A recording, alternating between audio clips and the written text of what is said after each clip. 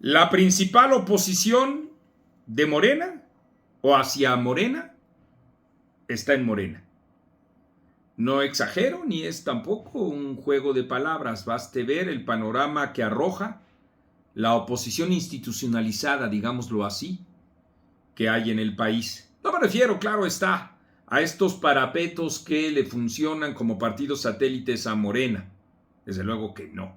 Esos forman parte del eslabón, vamos, de la cola del dinosaurio autoritario que representa la maquinaria política y electoral del gobierno de la autoproclamada 4T. A esos no me refiero. Me refiero a, primero, echar un vistazo a lo que está haciendo el PRI y el PAN.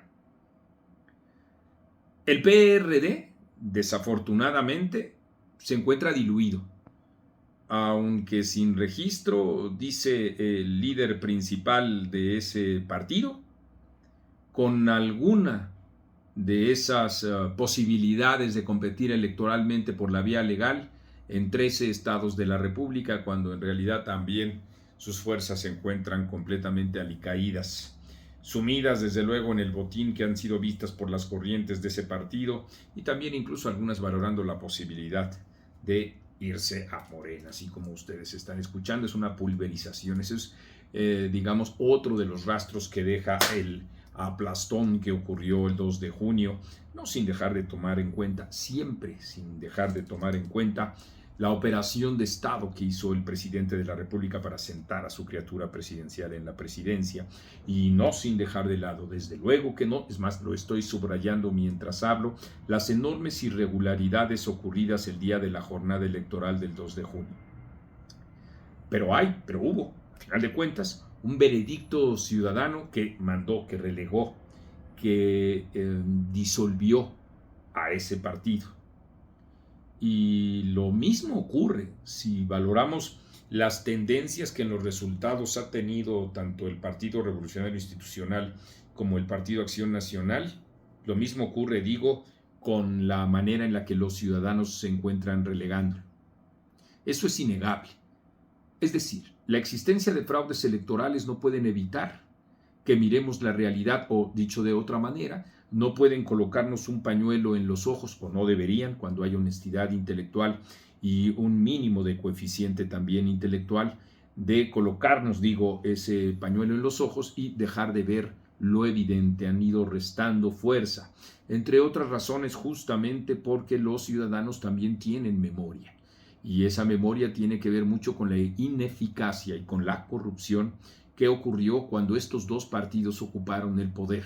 Eso no me cabe la menor duda. Como no me cabe la menor duda de que muchos de estos que fueron sus militantes se encuentran también ahí en Morena. Es decir, mientras Morena lucha contra el PRI y el PAN, el PRIAN, al mismo tiempo también recibe a muchos de esos militantes. Ustedes los han visto. La lista me llevaría los 10 minutos que pretendo cubrir con este video, y creo que ustedes, estoy convencido, tienen presente cada uno de esos nombres. De tal suerte que también nos mete en una revisión muy analítica respecto de que en los partidos políticos, estos que he señalado, el PRI y el PAN, son un negocio. Es una industria, la industria de la oposición, porque reciben enormes canonjías económicas, no solo por las bancadas, es decir, no solo por sus curules en la Cámara de Diputados y en la Cámara de Senadores, sino por las presidencias municipales, y con esas se trafica también, se vende, por supuesto. Hay connotados líderes de Acción Nacional que les importa no ganar una elección, una gubernatura, menos la presidencia de la República. Les importa ganar algunas presidencias municipales y ocupar buena parte de los recursos que estos también reciben como parte de la federación. Es decir, un gran negocio, no solo por las prerrogativas que reciben los partidos políticos, sino también por el erario que se reparte de esta manera ominosa y corrupta a partir de estas instancias que les acabo de comentar a ustedes. Sí, es un gran negocio, porque también incluso políticamente permite la inmunidad, que es también la impunidad.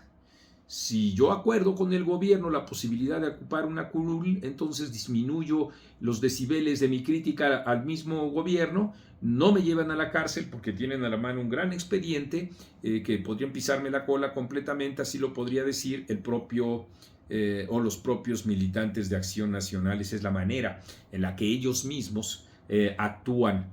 Igual, por supuesto, que el PRI. Junto con todo eso, el lenguaje trasnochado, el lenguaje cada vez más separado entre la defensa de sus propios intereses y el entorno ciudadano. Aquí, desde luego, también se abre otra veta del análisis, que es, en ese mismo terreno cabe la posibilidad de la existencia de un solo partido. En ese contexto estamos hablando de que al menos hay seis intentos que de manera expresa han planteado. Cuando digo de manera expresa, me estoy refiriendo también a los conciliábulos políticos en donde las pláticas se van, digamos, entretejiendo para ir perfilando especulaciones o posibilidades reales que abarcan desde Manlio Fabio Beltrones hasta la propia Elba Ester Gordillo, como para plantearse también una oposición. ¿Qué queda dentro de ello? Me parece que como expectativa más seria es, lo he dicho en otro momento, no voy a pormenorizar en estos minutos que me quedan, el Frente Cívico Nacional. Ya veremos, ojalá que sí, tenga buen puerto esa misma iniciativa y que, como también en otro video expresé, ya veremos si Xóchitl Gálvez tiene la sensibilidad para sumarse o al menos platicar con los impulsores de este proyecto para no disgregar, para no pulverizar a la oposición que podría perfilarse a partir de 2025. ¿Qué nos queda entonces?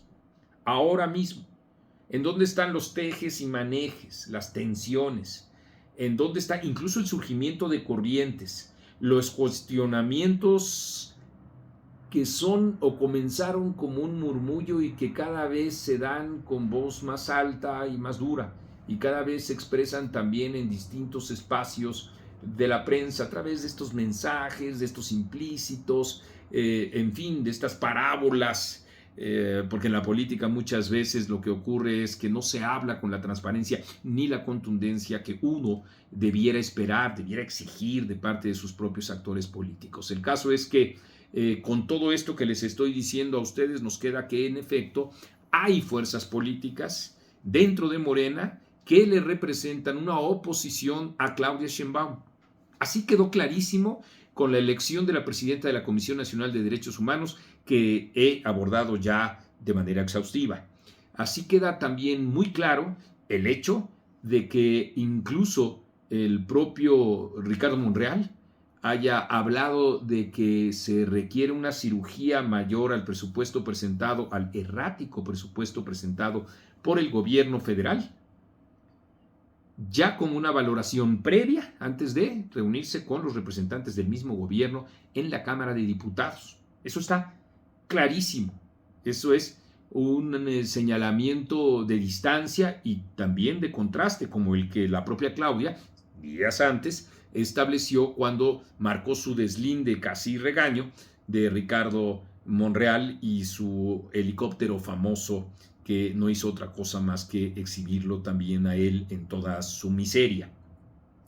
Basta entonces también señalar con que eso, que es el documento importante, digamos, el rector de la economía, esta economía separada según esto del poder político, como dice Claudia Sheinbaum, y que sin embargo va a tener esa cirugía mayor. ¿Quién la va a hacer? ¿Quién va a contraponer al gobierno? ¿El PRI? Ni tiene la intención, ni tiene los votos. El PAN ni tiene la intención, ni tiene los votos. Lo va a hacer Morena.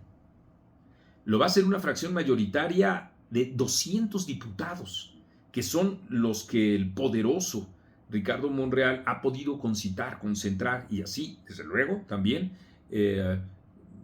dirigir a esta especie de, pues sí, visiones contrastantes, hay que decirlo así, de Claudia Sheinbaum. Ahí se encuentra en estos momentos la dinámica política.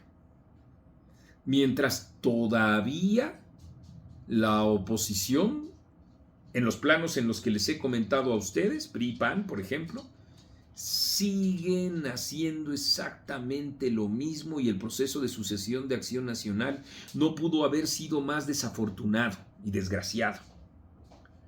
Y en donde, en efecto, en la posibilidad de constituir un nuevo partido, pues todavía hay quienes, con su actitud, están pulverizando o diluyendo la generación del mismo. Esperemos que esas actitudes no lleguen a buen puerto y que haya unidad, como ya en otros momentos lo he expresado. Lo cierto es que la realidad que ahora tenemos es que el único contrapeso que tiene el gobierno y Morena está dentro del gobierno y Morena.